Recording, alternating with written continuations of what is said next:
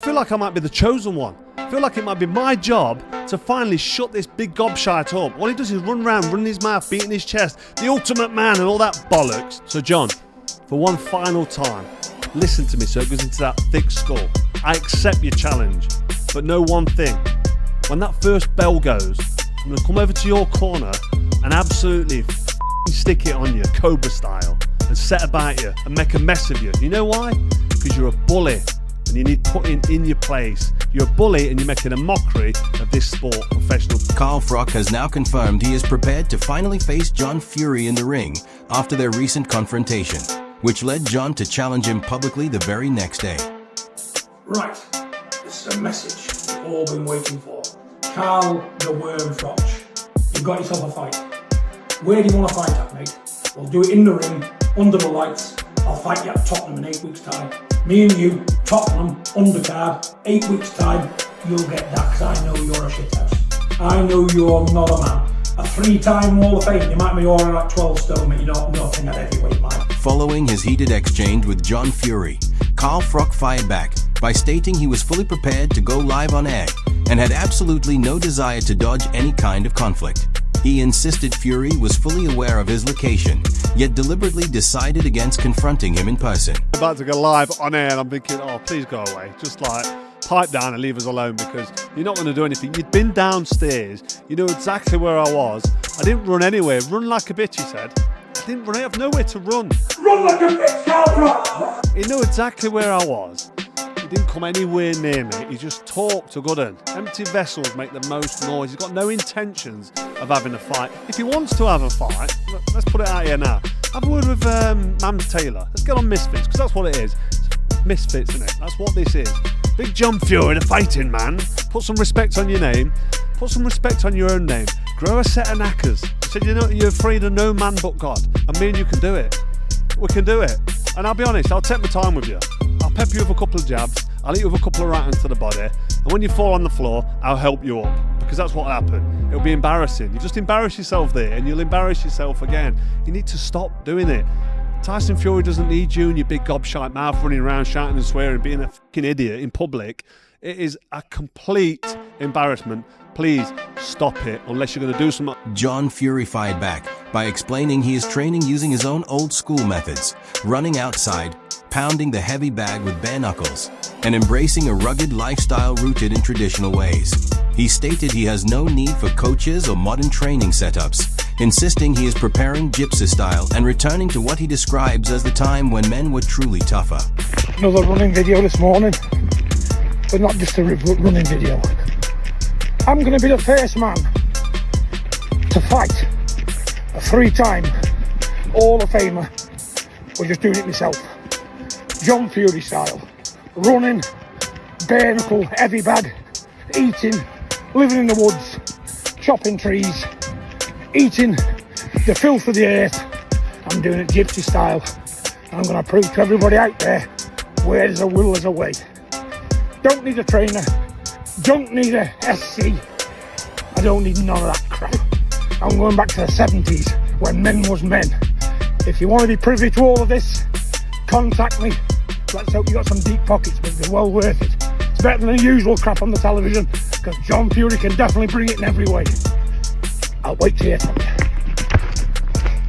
Eddie Hearn added that the potential clash between Carl Froch and John Fury has generated significant buzz and attention, but stressed that if the fight is going to take place, it needs to be handled correctly within a regulated boxing setting instead of through angry outbursts outside the ring. I like it. That's great. Yeah, it is. I mean, look, Froch,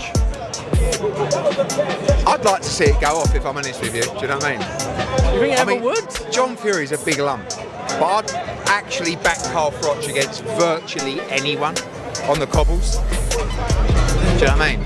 So, would you watch it on Misfits? probably, yeah. Lennox Lewis mentioned he did not see the altercation coming, but observed that John Fury frequently gets worked up ahead of press events and might have simply been letting off steam. Lewis remembered that Fury once expressed a desire to fight him during his prime, though he acknowledged he never truly considered that statement serious back then. But I know that he blows up before press conferences and, you know, he's just getting some steam off, blowing some steam off.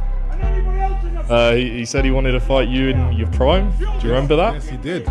I remember that, and I was like, he's not serious, is he? We didn't really take him too serious, but he did offer the fight. Aide Oladipo expressed surprise at John Fury confronting Carl Froch and questioned what Froch had actually done to warrant such a reaction.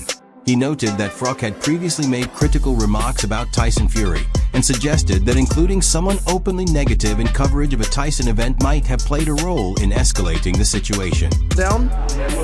I mean, it's just... You know, I watched that and I was thinking, what did Carl do? Then I watched a couple of videos where Carl does have a go at Tyson. And I think, you know who fucked up there? Netflix. Why would you get someone that clearly doesn't really like Tyson on a Tyson card? Or at least in the studio to present. So you can understand why John's like, well, you're making money off my son fighting. No, I don't. I kind of get that. But also on my side, I was like, well, you can't even talk about anyone now without people getting upset. Now, if Carl can't talk about you as an ex-world champion, then fuck me, I do not have a chance. So it just kind of made me feel like everyone's a bit too sensitive, really. But look, I like John, I like the Furies, I like all of them. I've always said that I think they bring so much excitement to the boxing game. Shane, Tyson, John, all their clan, Tommy. But they can't get upset at someone like Carl having an opinion. They should be able to have an opinion without someone screaming and shouting at you. That's my thoughts. Adam Smith mentioned he only witnessed the incident from afar, but assumed it probably came from Carl Froch's earlier remarks about the Fury family, which likely did not sit well with John Fury. He added that if the two ever ended up on the same stage or platform together, it would probably create entertaining television, given their powerful personalities. Distance, with my binoculars on, something was going on. I'd imagine it's Carl having a go at the Furies, probably over his time on his channel, maybe, I'm guessing, and John didn't like that and wants to have a fight with him, something like that. It was something like that. I don't think he was necessarily turning down a fight. What I do know is that John Fury and Carl Froch on the cobbles will be fun. I think they both have a good fun doing that, but I'm sure it's all fun and games. They like to say what they believe. They like to say something that's controversial, and they're two big characters. And we love having them around the sport, so let's leave them to work that one out. Simon Jordan stated that while he has historically valued John Fury's perspective in boxing, he now believes his recent conduct has grown increasingly theatrical and occasionally embarrassing. He noted that Carl Froch was merely carrying out his professional duties during a live broadcast and is unlikely to feel threatened by John Fury, suggesting the entire confrontation came across more as entertainment than genuine conflict. On a number of occasions, and I've always felt him to be a very educated voice around boxing. His recent incarnation over the last 2 or 3 years of John becoming front and centre of the circus, like a Cirque du Soleil horror show, I think that's embarrassing. I think Carl Froch is putting in a video. By the way, Carl Froch is standing right there when he's saying, where is he? Carl Froch is doing his first broadcast for Netflix. He doesn't want any of this. The one thing I don't think Carl Froch is frightened of is John Fury. I know it's theatrics. I know it's part of the show. I know it brings noise, and I suppose in its space it does its job. But is it not just a tad embarrassing? Listen, you said it yourself, in its space it does a job, and I think we live in that world today where now people, you know, it was a press conference that was always going to be maybe a little quiet because Makhmedov doesn't speak particularly great English. He's not really going to say too much. Tyson Fury done his thing, and he was talking about Anthony Joshua and the tragedy there and the circumstances for him coming back into boxing. That was all great, but that John Fury always adds a little bit of spice, and that's what gets people watching. So I suppose it's done its work. And you've got your own opinion on whether it was embarrassing or not embarrassing. Is it good spice, Holly? Is it good spice? I'll tell you what, listen, from one side, I'm a fan of Netflix getting involved in boxing because it broadens it out in so many viewerships. But on the other end, I sometimes question what Netflix puts on. And I'm saying, do they really have the best interest of boxing, or are they just looking for the clickbait of the moment? And when you're looking for the clickbait of the moment, this is yet another example of that. You know, the Furies have a lightning rod image. Obviously, Tyson backs it up. He can fight, okay? He's accomplished everything. But then you got this kind of thing here. You make the point about Makhmedov's not really an opponent that's going to sell a fight either. You know, Fury's just coming back in as well.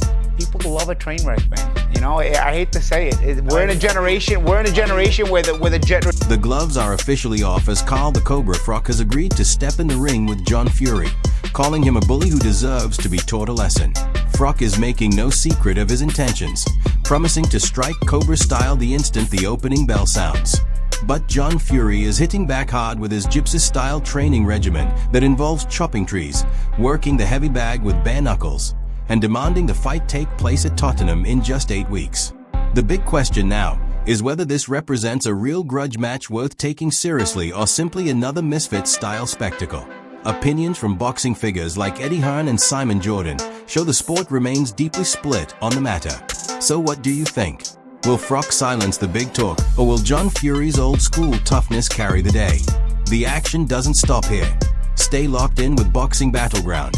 Hit that subscribe button and smash the notification bell. There's more video fireworks waiting for you on the channel. Until next time, hands up, stay safe.